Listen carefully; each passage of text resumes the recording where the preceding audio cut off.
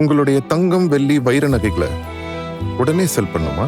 நம்பிக்கையான நிறுவனம் Max Gold. Call 04445454545. Max Gold, cash for gold.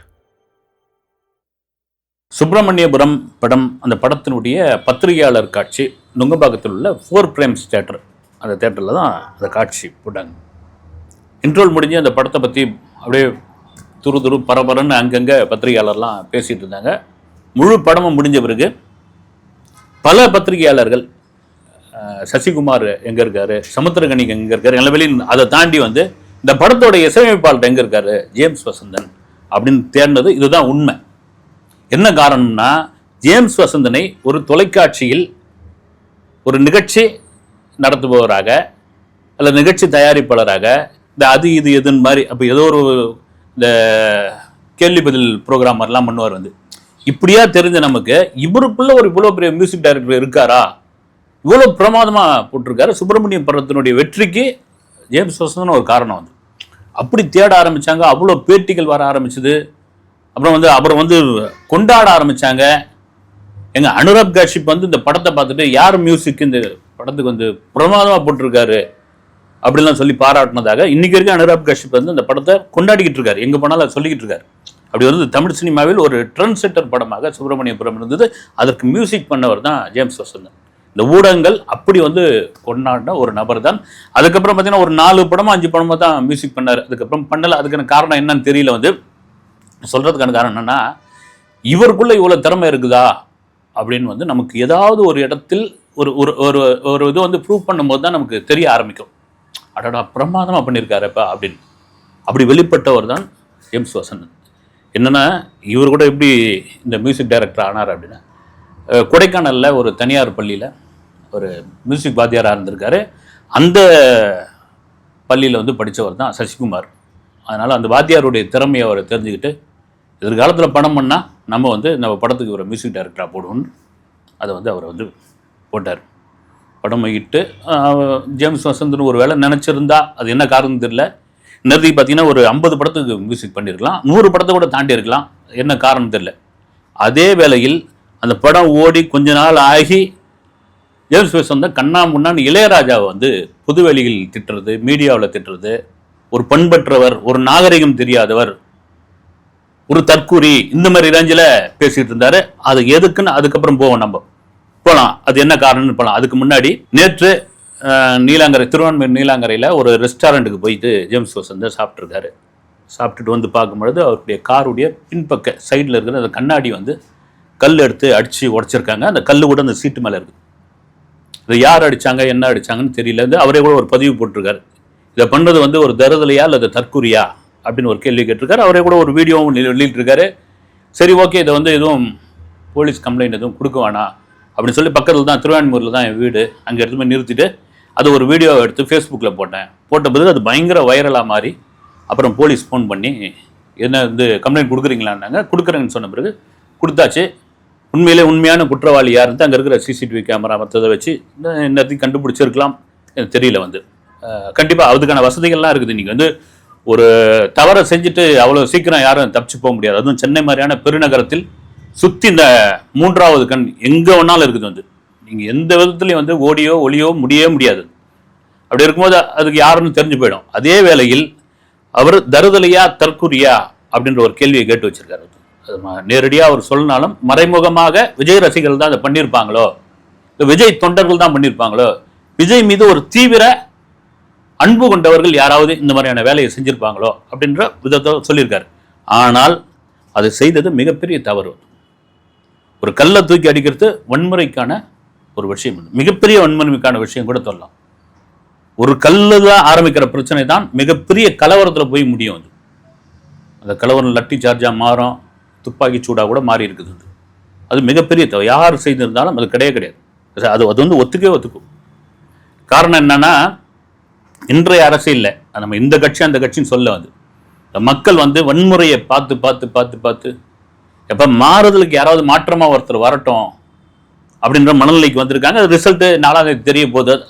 அதுக்குள்ளே கூட போல அப்படி ஒரு மனநிலைக்கு வந்துட்டாங்க. வந்து பெரும்பாலும் மக்கள் எல்லா நாடுகள்லையும் அது உண்டு. வந்து அப்படி இருக்கும்போது புதுசாக வந்து நீங்கள் வந்து இந்த மாதிரி வன்முறையை கையில் எடுப்பது மிகப்பெரிய தவறு என்பதில் மாற்றுக்கிறது கிடையாது. அதை அடிச்சது தருதலையா தற்கூரியா அப்படின்றத வந்து கண்டுபிடிச்சிருவாங்க போலீஸும். இது ஒரு பக்கம் இருக்கட்டும். ஆனால் ரொம்ப காலமாகவே, மிக சமீப காலமாகவே வந்து விஜயை ரொம்ப தாக்கி தாக்கி தாக்கி தாக்கி தாக்கி பேசிக்கிட்டே இருக்கார் ஜேம்ஸ் வசந்தன். என்ன பிரச்சனைன்னு எனக்கு தெரியல. வந்து அவரை வந்து அவருடைய அரசியலை விமர்சனம் பண்ணுங்க, அவருடைய சினிமாவை வந்து டாரை கிழிச்சு தொங்க விடுங்க, முடிஞ்சால் ஒரு பர்சனல் லைஃப் கூட பேசுங்க, ரைட்டு. ஒரு கட்டத்துக்கு மேலே ஒரு சேனலில் பார்த்தேன், அவன் இவன்ற ஒரு வார்த்தையெல்லாம் போட்டு பேசிகிட்டு இருக்காரு. அவர் ஒரு விஷயம் சொல்கிறாரு, எனக்கு உண்மையிலே அது எனக்கு பிடிபடவே இல்லை. அது என்ன இதுக்கு சொல்கிறாருன்னு தெரியல.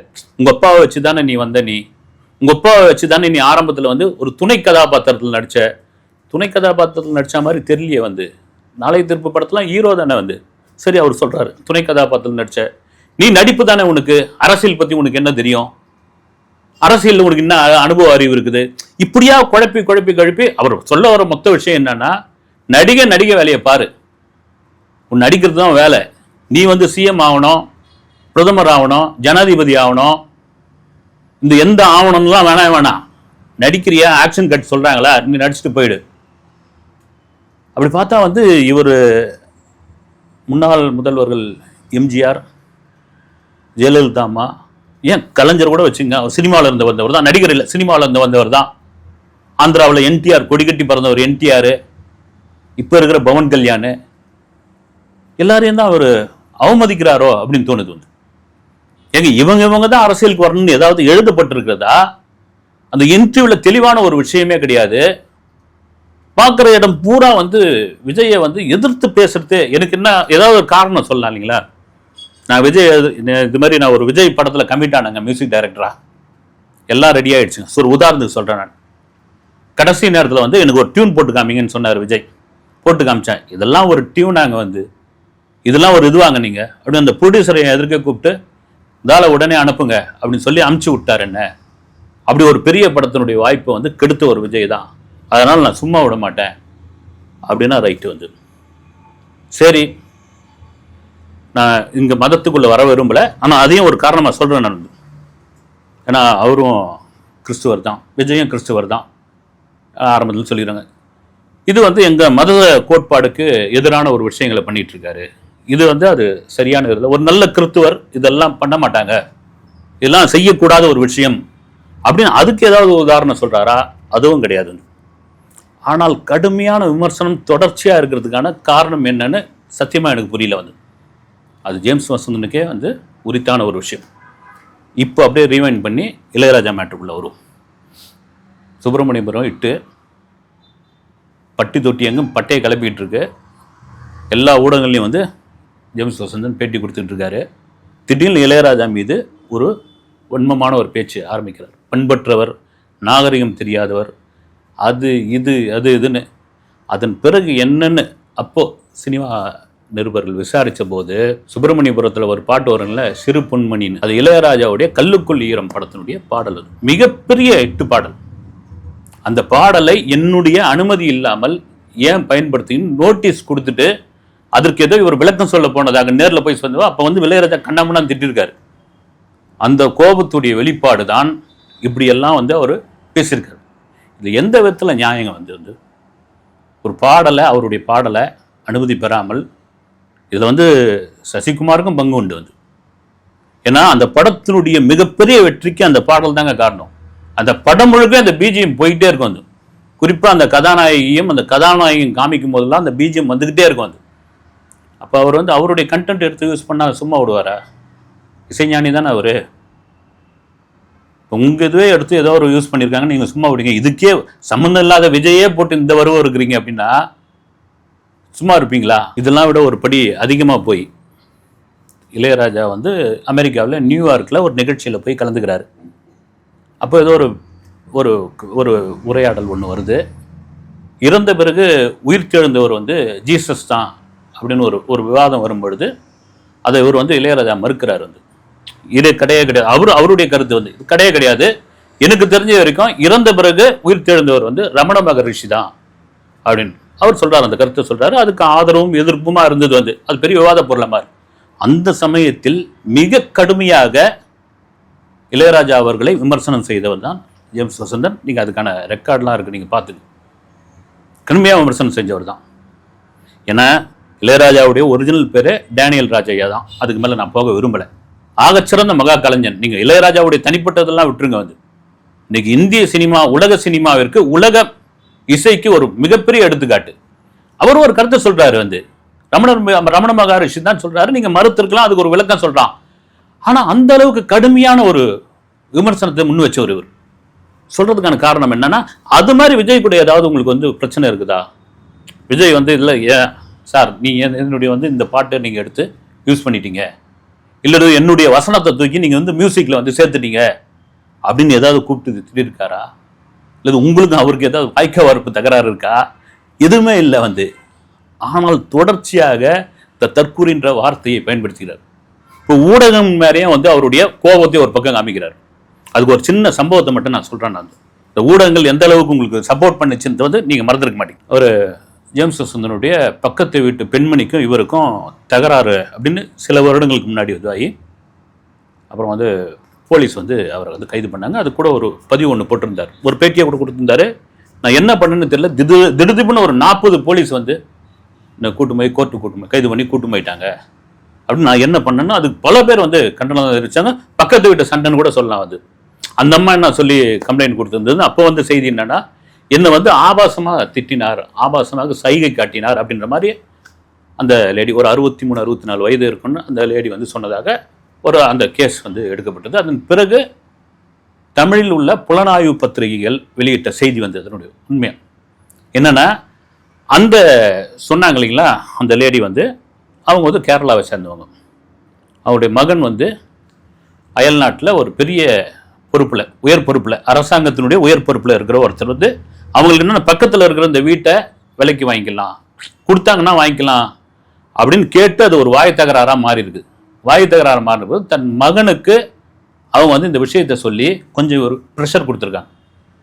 அந்த சமயத்தில் நான் சொல்கிறேன், அந்த சமயத்தில் சென்னை மாநகர போலீஸ் கமிஷனராக இருந்தவர் ஒரு கேரளாவை சேர்ந்தவர், பேர் சொல்லுவர். அப்போ இந்த ஜெயலலிதா அம்மாவுடைய ஆட்சி. அவர் டென்ஷன் ஆகி அவருடைய தலைமையில் இப்போ போய் இவரை கைது பண்ணாங்கன்னு செய்திகள் வந்தது. அரசியல் பத்திரிகைகள், புலனாய்வு பத்திரிகைகள், உங்களுக்கு சாதகமான செய்திகள் தான் வந்தது. அதுக்கு முன்னாடி என்ன கொதிச்சிங்க நீங்கள் என்ன ஆர்ப்பாட்டம் பண்ணீங்க? அதையெல்லாம் மீறி ஏன் தொடர்ச்சியாக, அதுவும் விஜய் அரசியலுக்குள்ளே வரக்கூடாதா? என்ன உங்களுக்கு பிரச்சனை? வந்தால் உங்களுக்கு என்னதான் அது?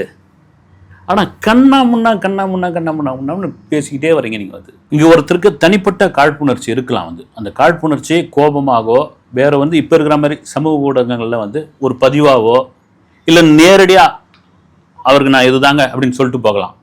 அதனால் இதெல்லாம் எதுவுமே இல்லாமல் ஒரு ஒரு ஒரு நடிகர் அரசியலுக்குள்ளே வந்துட்டாரு, ஒரு ஸ்டார் வேல்யூ உள்ள ஒருத்தர் வந்துட்டாரு. அவருக்கான, அதாவது எலெக்ஷனுக்கு முன்னாடி ஒரு மாதிரியான பேச்சு, எலெக்ஷனுக்கு பிறகு ஆக்ரோஷமான ஒரு பேச்சு, இதெல்லாம் தாண்டி இந்த கல்லெடுத்து அடித்த சம்பவங்கள் நான் சொல்ல, பொதுவாகவே சமூக ஊடகங்களில் ஏன் இதை சந்தேகப்படுற மாதிரியான ஒரு விஷயமா இருக்குல்ல அப்படின்னு கேட்குறாங்க. ஏன்னா கண்டிப்பாக போலீஸ் விசாரிக்க போகிறாங்க, என்னன்னு அவங்க வெளியிடுவாங்க. இதை இப்போ இந்த கோணத்துலையும் பார்க்கலாம் இல்லை, தருதலையா தற்கொலையான்னு கேட்குற இதை ஏன் இந்த கோணத்தில் பார்க்கக்கூடாது அப்படின்னு. அது என்ன காரணமே தெரியல. விஜய் அரசியலுக்குள்ள வந்த பிறகு நம்ம ஒன்று விஜய் சம்போ கம்போ கிடையாது. பொதுவாக சொல்கிறேன், அதுவும் குறிப்பாக ஜேம்ஸ் வசந்தனுக்கு என்ன கடுப்போ தெரியவே இல்லை. ரைட், ஓகே, இதற்கெல்லாம் மே 4ஆம் தேதி காலம் பதில் சொல்லும் என்று நான் நம்புகிறேன். அடுத்த வீடியோவில் சந்திக்கிறேன். நன்றி.